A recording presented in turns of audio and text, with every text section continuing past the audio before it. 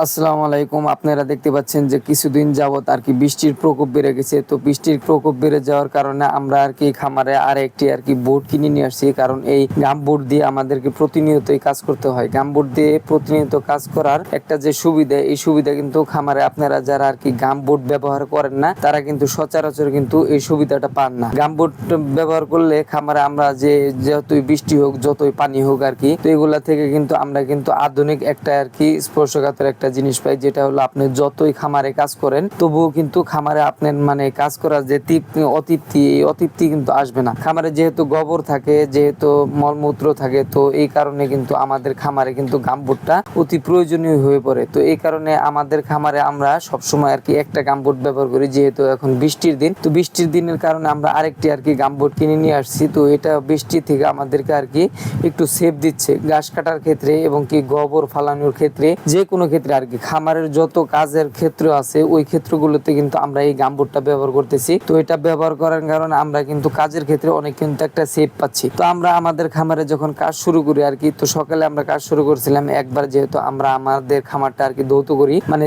দিনে দুইবার ধৌত করি। তো সকালে একবার ধোয়া শেষ হয়ে গিয়েছিল, পরে আমরা আজকে আর কি বিকালে একটু আগেই ধৌত করার চেষ্টা করতেছি। কারণ আমাদের গাবি গরুগুলো আছে, এই গাবি গরুগুলোকে আমরা প্রতিদিন আর কি দুই বেলা যেহেতু দুধ দহন করি, তো এই কারণে আমাদের একটু রাত হয়ে যায় যেহেতু, তো এই কারণে আমরা বিকালের দিকে আর কি আমাদের খামারটা আজকে একটু পরিষ্কার করার চেষ্টা করতেছি। তো এটা পরিষ্কার করে আমরা চিন্তা করেছি যে আজকে আমাদের খামারে আর কি গরুর যে দুধ দহন, এই দুধ দহনটা আমরা আগে আর কি শেষ দিব। তো এই কারণেই আমরা আর কি খামারটা আজকে আর কি পরিষ্কার করতেছি বিকালের দিকে। তো এখন ঘড়িতে সময় বাজে আর কি 6টার মতো। তো 6টার ভিতরে আমরা পরিষ্কার করে আর কি আমরা বিকাল 7টার দিক দিয়ে আমরা খামারদের আর কি দুধ দহন শেষ দিব। তো এই কারণে এটা পরিষ্কার করতে হইতেছে। তো এই কারণে যেহেতু আমরা নতুন গামবোট কিনে নিয়ে আসছি, তো এই গামবোট দিয়ে আমাদের আর কি প্রথম কাজ শুরু করলাম। যেহেতু কারণ আমাদের রাত্রে যখন আমরা আর কি গরুগুলো ধুই আর কি, তখন ধোয়ার পরে আমাদের আর কি আরেকবার গোসল করতে হয়। কারণ যখন আমরা আর কি খামারের ভিতরে ঢুকি, তখন কিন্তু খামারের আর কি যে মলমূত্রগুলো আছে, এই মলমূত্রগুলো কিন্তু আমাদের শরীরে পড়ে। তো শরীরে পড়ার কারণে আমাদের প্রতিদিন দুই বেলা গোসল করতে হয়। তো এই কারণে যেহেতু আর কি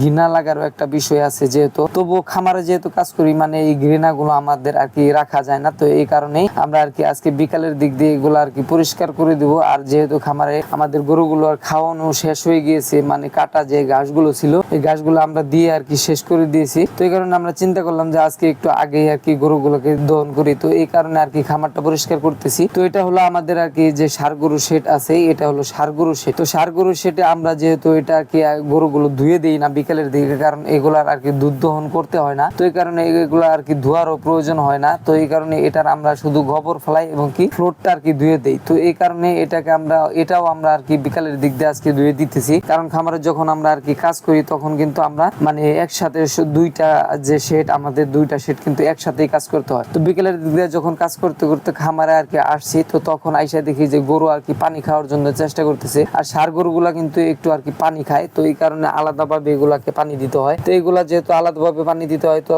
তখন আমি পানি দিয়ে আর কি দেখতে চাইছিলাম যে পানি খাই কিনা। পরে দেখি না, বিকালের দিক দিয়ে একটু পানি খাওয়ার এগুলার তৃষ্ণা লাগছে। তো এটার মা যে আছে, মানে খামারের যে গাবি, এই গাবি এই ষাঁড়টার যে মা, এটা এই খামারেরই গাবি। তো এটাও বিকালের দিক দিয়ে পানি খায়, যদিও এটা এই খামারের, কিন্তু তারপরে আর কি মার গুণে এই বাচ্চাটা আর কি পানি খায়। তো আমাদের খামারের কাজ শেষ হয়ে যাওয়ার পরে আমরা এইভাবে আর কি আমাদের যে আর কি এই গামবুট গুলো আছে, এই গামবুট গুলো কিন্তু আমরা ধুয়ে তারপরে এইভাবে শুকাইতে দেই। তো শুকাইলে এটা দিয়ে কাজ করতে আর কি একটু আমাদের আর কি আরাম হয়। তো সকলকে ধন্যবাদ। সকলে মৌচাক এগ্রোর পাশে থাকবেন। আসসালামু আলাইকুম।